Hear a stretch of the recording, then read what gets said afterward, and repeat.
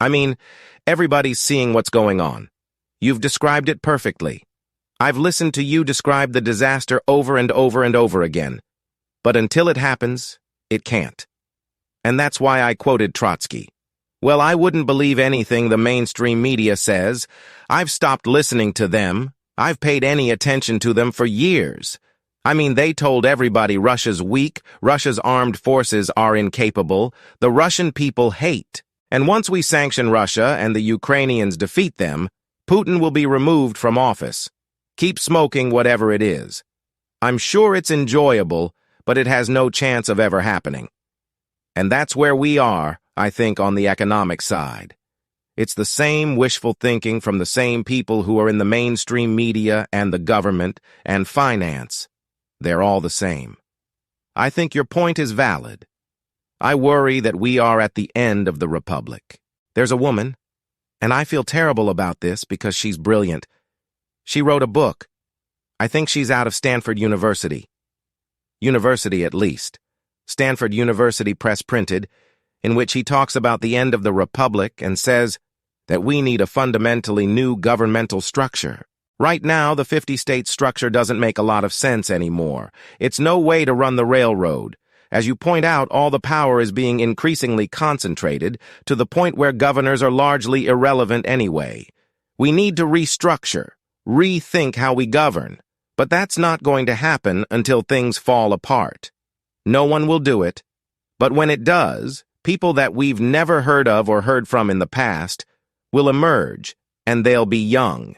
I mean, had anybody in 1789 ever heard of Napoleon Bonaparte? No, or for that matter, his marshals. No one had heard of any of these people, and suddenly they burst onto the scene, and by 1795, 96, 97, the world was changing erratically within a few years of the initial revolution. Now, I don't know if the French like revolution or a Cromwellian revolution, but we're going to have some revolutionary change in the United States. I think that's coming. Even the astrologers agree with. You got to remember what Goldbridge said. Economic forecasting exists to make astrology look, I don't know. I think, again, you're dealing with people that see a country that is very different from what really exists today. Yeah, free. That's the point. I mean, I've come to terms with reality that the institutions I knew in the military, the service academies, these places are all radically different from anything I exposed to. The people coming out don't have the same values and attitudes whatsoever. So I think the bottom line is that, assuming we go forward and have the election, I mean, there's a lot of water under the bridge between now and November, so we'll see what happens. But if we do, how meaningful will it be? Because if people go in there with the idea that they can somehow or another make the old system work without fundamental change, they're going to fail. So the first thing that you have trouble getting people to understand, this may sound strange. The last thing this country needs right now is war with anybody. It makes about as much.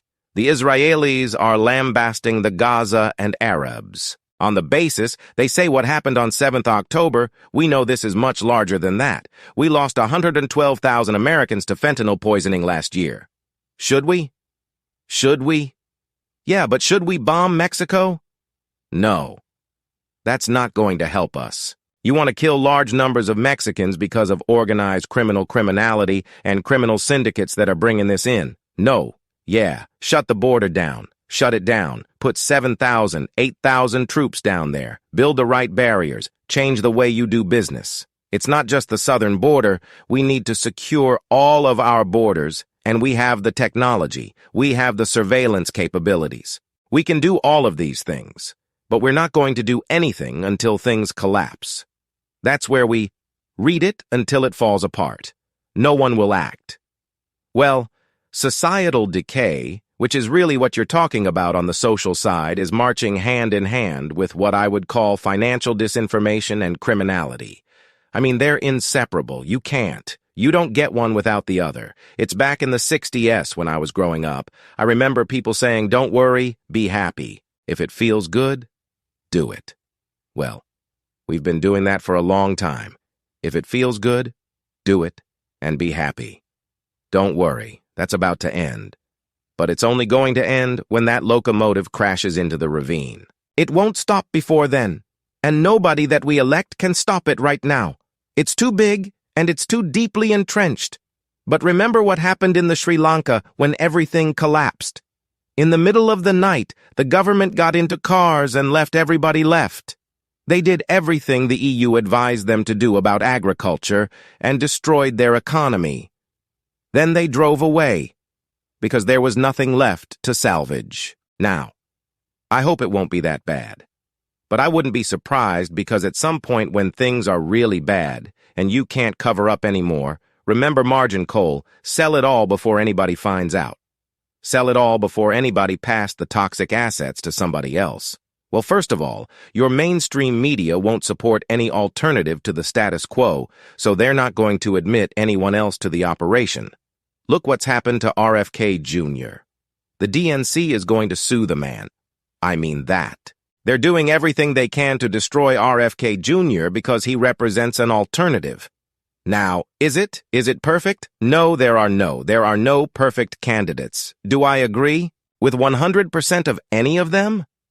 No, but I could agree with 80% in some cases. But the point that you're making is a very valid one.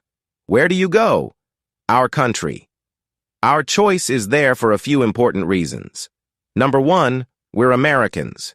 We refuse to be part of this hybridization of America. We believe in the United States of America. We are American citizens. We believe in American identity, culture, language, history. We want to preserve those. We also want to recruit. I tell people when I speak, you've got to join us. And when this thing collapses, when it implodes and it's coming, you Americans that are outside of the Beltway, I'm talking about people that didn't go to the Ivy Colleges, that didn't go to the service academies, Americans in Oregon, Americans in Montana, Americans in Texas, people. Normal people who just love the country and care about it, who have no special agenda other than their country and saving it. We've got to bring you to Washington and put you into the appointed positions in the elected positions. All of these things have to happen. People look at me and say, geez, that's pretty radical. Well, that's what Andrew Jackson did. And these things have happened before. It's just that we haven't had as bad a situation economically in the past as we have today. But we've got to have people lined up, people that we say, okay, Joe, you live in northern Alabama. I'm Betty, you're in Montana. You're solid people. We're going to put you into these jobs right now in Washington. We've got to do it. And what they have to do is be loyal to the country. First and foremost, first your country, then everything else. Oh, look, I'm an American, and I'm trying to sort just like every other American, sort truth from fiction. That's the I'm just thing, trying to understand what's really happening. And when I talk, that's what I try to tell people. I'm trying to convince people that this business with Russia is stupid. It's unnecessary. It's antithetical to our interests. Russia is not the enemy. China, the Chinese, that they aren't coming here. Oh, they're coming here illegally, largely because the Chinese economy is in a lot of trouble. And they're dumping people on us right now because they can't employ them. We're dumb enough to let them in because we can't employ them either in most cases. But we don't have to worry about those things. We're not on the threshold of Armageddon with anybody except ourselves. We need to understand that the enemy is here. It's us. It's DC. It's the swamp. Now, people say, well, you Americans are guilty of having allowed this to happen. Well, that's true. But remember, we believed in representative government. We thought if we elected good people, they would go and look after our interests. Boy, where we were. If you read any of the books that are out there about what happens inside the Beltway, there's a gentleman named Buck from Colorado. He's leaving office. But he wrote something that says, the swamp is deeper than you think. And he tries to explain how impossible it is to survive in this highly corrupt atmosphere where money determines everything. The only way to stop that is to take away the money. You take away the money, be through a crisis. And then, yes, of course Bitcoin is going to roar into common use for the reasons that we've discussed. Will we ever completely eliminate fiat currency? Maybe someday. I don't know. I'm sure something will survive. But for all the reasons that you've mentioned, Bitcoin remains very, very attractive. Just forget all the old guys that stand around and say, well, that's ridiculous. That will never work. Those are the people governing you right now. They've made mess of things. Somebody said, well, why would you take someone at the age of 30 and put them into a key position in Washington when they don't have experience and they haven't gone to the best? Schools and so forth said, well, we've had all these people that went to the best schools and theoretically they were experienced and they made a mess of. So I think we'll do better with just Americans who care about the country. That's where we are. I don't have any silver bullets to offer other than to say, get ready for the roller coaster ride. And we're about to go over the top, and we're going to take a deep dive. We're going to come out of it. I am. I'm confident we will prevail. This is going to wake up Americans. And it's going to be up to you, people like you, and a lot of others in your age group who are in their 30s, probably people in there. They're going to have to step forward and run the place. I wish I were 20 to 30 years older or younger, because if I were, I'd be excited about the opportunity. I know that sounds crazy to a lot of people, but that's what the